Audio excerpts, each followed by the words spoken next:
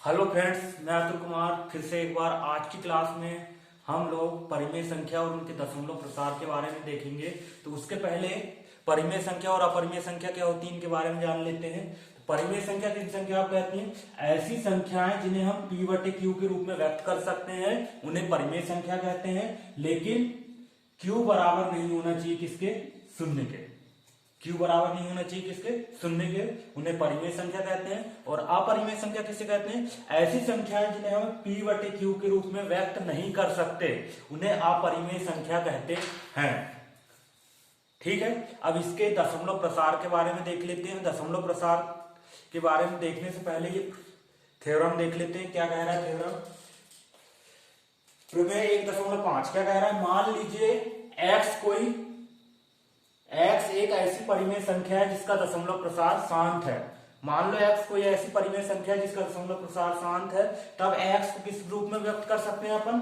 p बटे q के रूप में व्यक्त किया जा सकता है, जहां p और q सह अभाज्य है तथा q का अभाज्य गुणनखंड 2 की घात n और 2 की घात n इंटू 5 की घात n के रूप का है, जहां n और m कैसे पूर्णांक है? ऋणोत्तर पूर्णांक। ऋणोत्तर पूर्णांक मतलब जिसमें ऋण शामिल ना हो, धनात्मक पूर्णांक मतलब।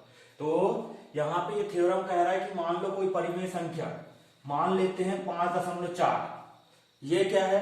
इसका दशमलव प्रसार शांत है, तो इसको p बटे क्यू के रूप में लिखा जा सकता है।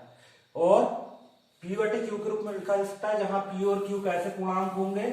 सह अभाज्य पूर्णांक होंगे। और q का अभाज्य गुणनखंड कैसा होगा? 2 की घात n और 5 की घात m के रूप का होगा। तो देखते हैं इसका आता है कि नहीं। जैसे 5.4 को लिख के देखते हैं, तो इसको परिमेय संख्या के रूप में लिखना है।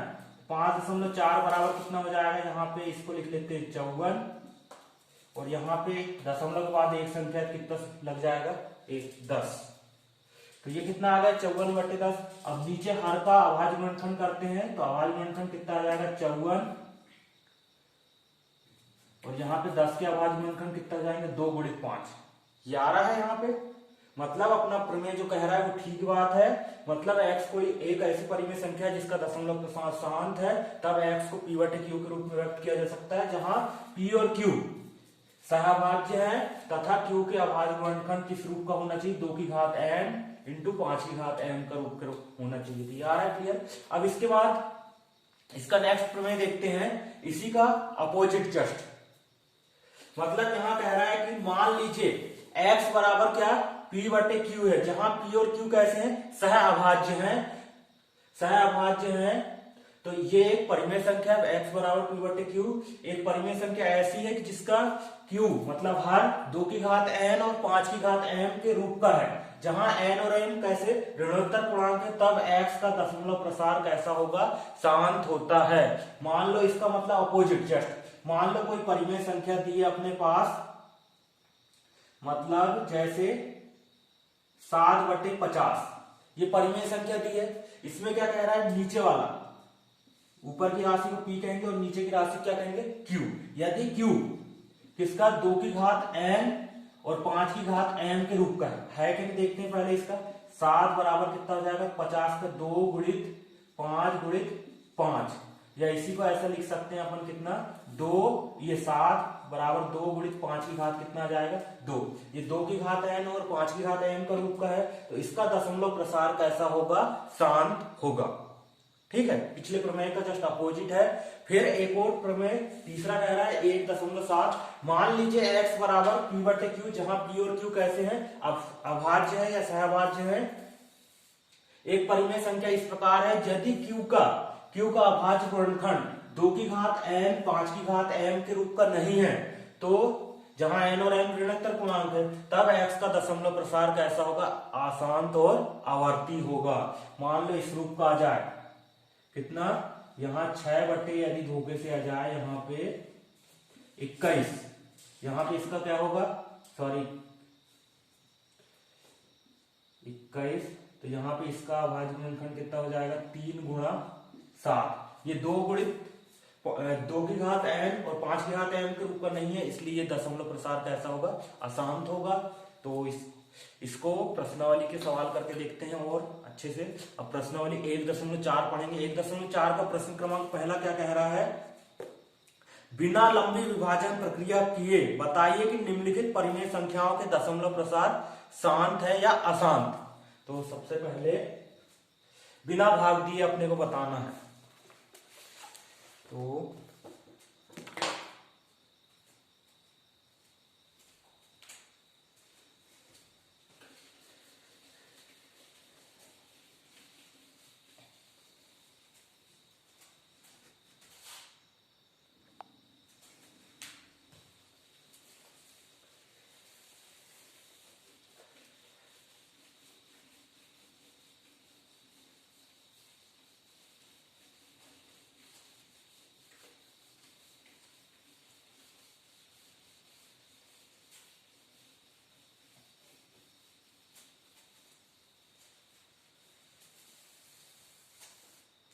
तो पहला ही क्वेश्चन देखते हैं बिना भाग दिए। तो पहला क्वेश्चन क्या है, 13/3125। पहला नंबर क्वेश्चन है 13/3125।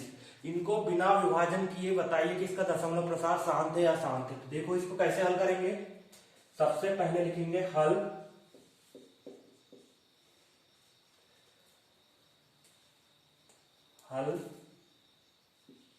दिया है, कितना दिया है 13/3125। इसको लिख लेते हैं। यहां पे हर क्या है, यदि इसको पीवट के रूप में लिखेंगे तो हर है यहाँ पे 3125। इसके अभाज्य गुणनखंड निकाल लेते हैं पहले। तो इसके अभाज्य गुणनखंड क्या हो जाएंगे 3125 के। लास्ट में इसके कितने हैं 5 है, तो 5 में से 2 का भाग नहीं जाएगा। अब 3 से भाग देके देखते हैं। तो 3 इसके अंकों का योग 3 से विभाज्य होना चाहिए। 5 और 2 कितना हो गया 7 और 1 8, 8 और 3 कितना होता है 11। 11 3 से भाग नहीं जाता, इसमें 3 का भी नहीं जाएगा। फिर इसके बाद अभाज्य संख्या कौन सी आती है 5। 5 का भाग देके देखते हैं। 5 5 6 का कितना हो जाएगा 30। यहाँ 31 में से 30 गए 1 बचा, फिर ये 12 हुआ, 5 दूनी 10, 12 में से 10 गए 2 बचा, फिर 25 हुआ, 5 25। फिर से 5 से भाग देंगे यहाँ पे। तो 5 एकम 5, 1 बचा, 12 हुआ, 5 दूनी 10, फिर 2 बचा, 12 में से 10 गए तो यहाँ 25 हुआ, 5 25। अब फिर 5 से भाग देंगे तो 5 दूनी 10, 12 में से 10 गए 2 बचा, 25 हुआ, 5 25। फिर 5 से देंगे तो 5 25, ये 5 और ये 1। ये होगा 3125 के अभाज्य गुणनखंड। तो यहाँ पे देखते हैं कितना आ रहा है 5 गुणा 5 गुणा 5 गुणा 5, या इसी को क्या लिख सकते हैं 5 की घात कितना लिख सकते हैं 4। तो अपना प्रमेय क्या कहा है, यदि हर या क्यू का अभाज्य गुणनखंड 2 की घात किसका n और 5 की घात m के रूप का है तो इसका दशमलव प्रसार शांत होगा, अन्यथा दशमलव प्रसार कैसा होगा अशांत होगा। तो यहाँ पे ये 2 की घात n और 5 की घात m के रूप का है, मतलब 5 आ गया। तो यहां पे लिख देते हैं चूंकि हर का या यहां लिख देते 3125 का अभाज्य गुणनखंड, अभाज्य गुणनखंड बराबर कितना है 2 की घात 0 लगा सकते हैं, कोई दिक्कत नहीं है। यहाँ पे 5 की घात 4, 2 की घात 0 मतलब 1 ही होता है। तो यहाँ पे अभाज्य गुणनखंड बराबर इतना है जो किस रूप का है, जो 2 की घात n और 5 की घात m के रूप का है। अतः किसका 13/3125 का दशमलव प्रसार कैसा होगा शांत होगा, शांत है। यदि ये इस रूप का नहीं आता तो इसका दशमलव प्रसार कैसा होता अशांत आता। मतलब हर के अभाज्य गुणनखंड में 2 या 2 और 5 आना चाहिए, या केवल 2 आ जाए या 5 आ जाए। 2 और 5 के अतिरिक्त कोई और आएगा तो ये आसान दशमलव होगा। इसके बाद नेक्स्ट सवाल करके देखते हैं इसी का। और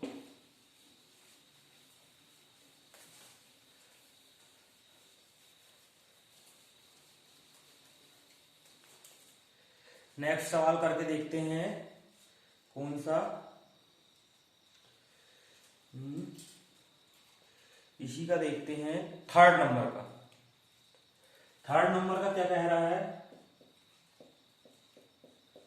64/455। प्रश्नावली 1.4 का है, प्रश्न नंबर पहले का तीसरा सवाल। तो इसको कैसे हल करेंगे, यहाँ पे सबसे पहले लिखे हल दिया है, क्या दिया है अपने पास, 64/455। तो यहाँ पे किसका अभाज्य गुणनखंड निकालेंगे, 455 का। 455 का अभाज्य गुणनखंड निकालते हैं, कितना आएगा यहाँ पे 455। तो यहाँ 2 से भाग तो नहीं जाएगा क्योंकि अंत में का अंक कितना है, 5 है, 5 में 2 का भाग नहीं जाता, इसलिए 3 से दोनों के अंकों का योग, मतलब यहाँ अंकों का योग कितना, 3 से विभाजित होना चाहिए। 5 और 5 10 और 4 कितना हो गया, 14। 14 में 3 का भाग नहीं जाता तो नहीं जाएगा। 5 से देते हैं इसमें, 5 9 कितना हो जाएगा, 45। फिर 5 एकम 5, तो ये कितना आ गया, 91। अब 91 में फिर से 3 का भाग नहीं, ये सॉरी 5 का भाग नहीं जाएगा, 7 का देंगे। 7 एकम 7, बचा यहाँ पे 2, 21 हुआ, 7 3 कितना हो जाएगा, 21। फिर 13 से भाग देंगे तो इतना। तो इसके अभाज्य गुणनखंड कितने आ गए, 455 के 5 गुणा 7 गुणा कितना, 13। ठीक है, इतना आ गया। तो यहाँ पे यहाँ पे लिख देते हैं, चूंकि 455 का अभाज्य गुणनखंड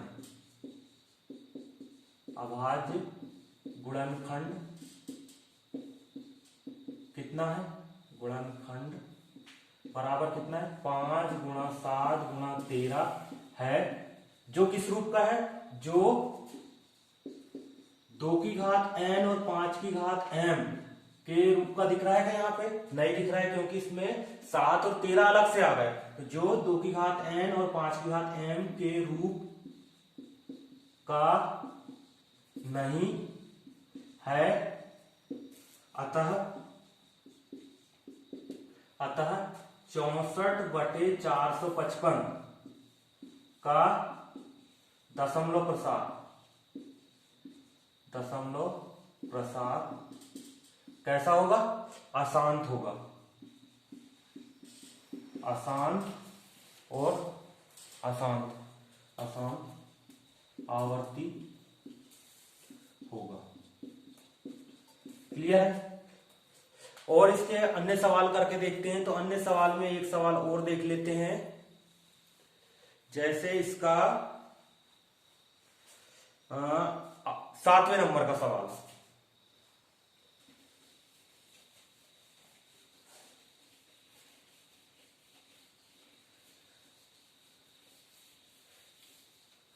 प्रश्नावली 1.4 का प्रश्न नंबर 1 का 7वें नंबर का। तो इसको देखते हैं क्या कह रहा है 7वें नंबर का सवाल। सेम ऐसे ही है, कितना है, 129 बटे 2 की घात 2 5 की घात 2 की घात 2 5 की घात 7 और 7 की घात कितना दिया है, 5। ये दिया है, इसको करके देखते हैं। तो इसमें भी सेम है। सबसे पहले क्या लिखेंगे, हल दिया है, कितना दिया है अपने पास, 129 बटे 2 की घात 2 5 की घात 7 और 7 की घात कितना दिया है, 5। यहाँ पे अभाज्य गुणनखंड निकालने की तो जरूरत नहीं, इसमें हर में दिए 6, तो यहाँ पे लिख देते हैं डायरेक्ट, चूंकि हर में कितना, ये किस रूप का, हर का अभाज्य गुणनखंड, या यहां लिख देते चूंकि हर का अभाज्य गुणनखंड, इसी को लिख देते हैं, दिया हुआ है यहाँ अभाज्य गुणनखंड करके, बराबर 2 की घात 2 5 की घात 7 और 7 की घात कितना, 5 है, जो किस रूप का है, जो कि 2 की घात n और 5 की घात m के रूप का नहीं है, अतः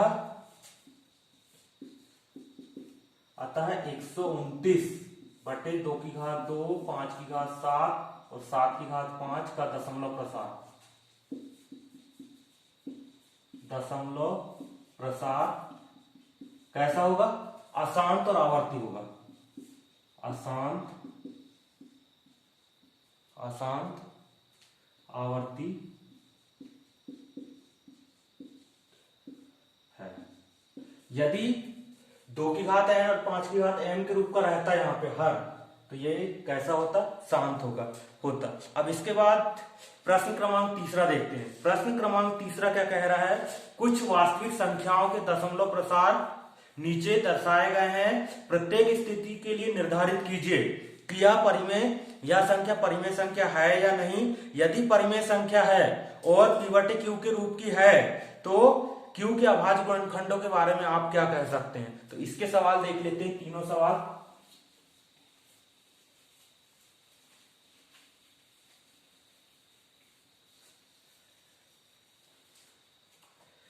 पहला सवाल क्या है इसका?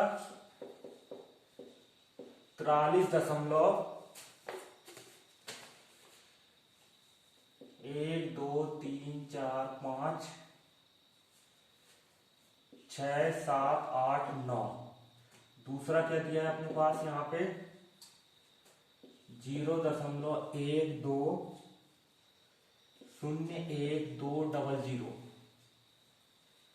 फिर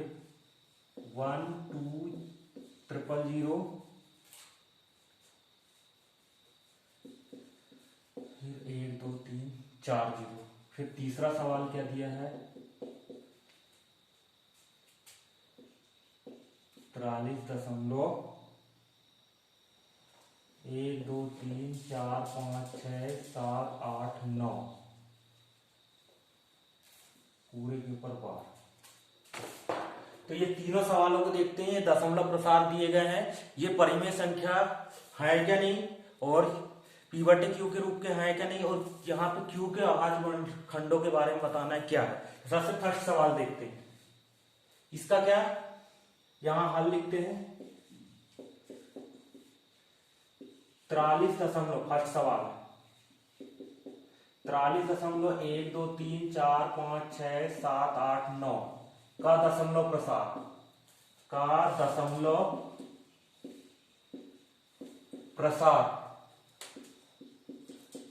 कैसा दिख रहा है? ये शांत है ना, तो इसका दशमलव प्रसार कैसा होगा? शांत का दशमलव प्रसार शांत है, अतः यह एक कैसी संख्या होगी? यह परिमेय संख्या है, अतः यह परिमेय संख्या है जो p बटे q के रूप की है, जो p बटे q के रूप की है और q का अभाज्य गुणनखंड, q का अभाज्य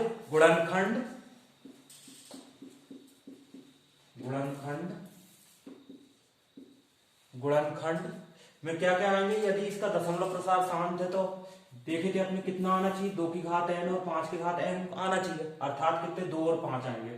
तो q के अभाज्य गुणनखंड 2 और 5 होंगे। ठीक है, तो यहां पे किसके q के अभाज्य गुणनखंड कितने होंगे? 2 और 5 ही होंगे। फिर अगला दूसरा सवाल देख लेते हैं। ये दशमलव प्रसार कैसा दिख रहा है? यहाँ पे डैश डैश है और यहाँ पे, तो ये दशमलव प्रसार कैसा? अशांत और अनावर्ती दिख रहा है। अशांत क्यों? क्योंकि अंत तक खत्म नहीं हो रहा है, और अनावर्ती मतलब हर कोई अंक चेंज होते जा रहा है। यहाँ पे एक से सेम अंक रिपीट नहीं हो रहे हैं, इसलिए यह दशमलव प्रसार कैसा है? अशांत और अनावर्ती। तो यहाँ पे लिख देते हैं 0.1201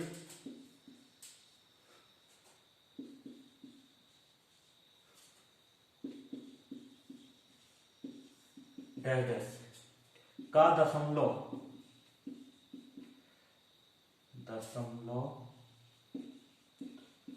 प्रसार कैसा है? अशांत और अनावर्ती है, अशांत अनावर्ती है। अतः जब किसी संख्या का दशमलव प्रसार अशांत और अनावर्ती हो तो वो कैसी संख्या होती है? अपरिमेय संख्या होती है। तो अतः यह एक कैसी संख्या, यह एक अपरिमेय संख्या, परिमेय संख्या। फिर इसके बाद तीसरा प्रश्न देखते हैं। तीसरा प्रश्न में कितना लिखा है अपने पास?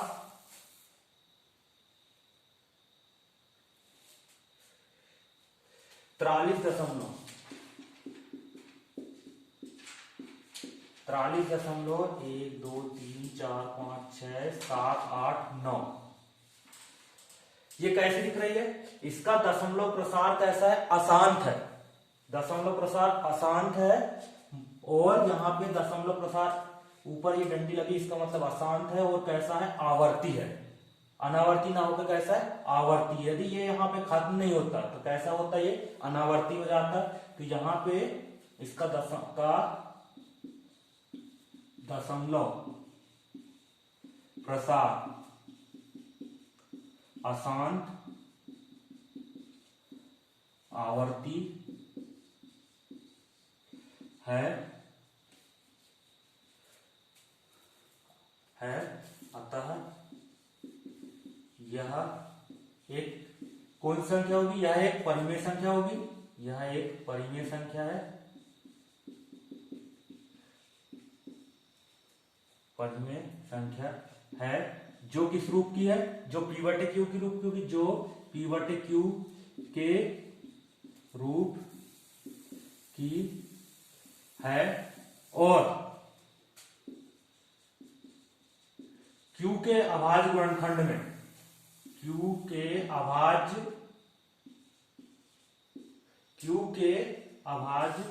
गुणनखंड में 2 और 5 के अतिरिक्त क्यू का अभाज्य गुणनखंड 2 और 5 के अतिरिक्त क्या है? और अन्य राशियां भी होंगी। तो यहाँ पे क्यू के अभाज्य गुणनखंड में 2 और 5 के अतिरिक्त अन्य संख्याएं है। मतलब ये 2 की घात n और कितनी 5 की घात n के रूप का नहीं है। इसके अभाज्य गुणनखंड में 2 और 5 के अतिरिक्त अन्य संख्याएं होंगी। तो ये हो गया सबसे पहला क्वेश्चन। ये तो शांत दशमलव दिख रहा है, इसलिए इसके यह परिमेय संख्या होगी जो p बटे क्यू के रूप में होगी। और इसके अभाज्य गुणनखंड में कितने होंगे? 2 और 5 होंगे। दूसरा यह शांत और अनावर्ती, इसलिए ये इसका क्या, यह एक कैसी संख्या होगी? अपरिमेय संख्या होगी। तीसरा ये अशांत दशमलव, अशांत और आवर्ती है, इसलिए यह एक परिमेय संख्या होगी जो p बटे क्यू के रूप की है। और क्यू के अभाज्य गुणनखंडों में 2 और 5 के अतिरिक्त कौन से अन्य संख्याएं भी होंगी। ठीक है, तो आज की क्लास में बस इतना ही स्टूडेंट्स। यदि यह क्लास अच्छी लगी तो इसे शेयर कीजिए, लाइक कीजिए और मेरे चैनल को सब्सक्राइब कीजिए। धन्यवाद।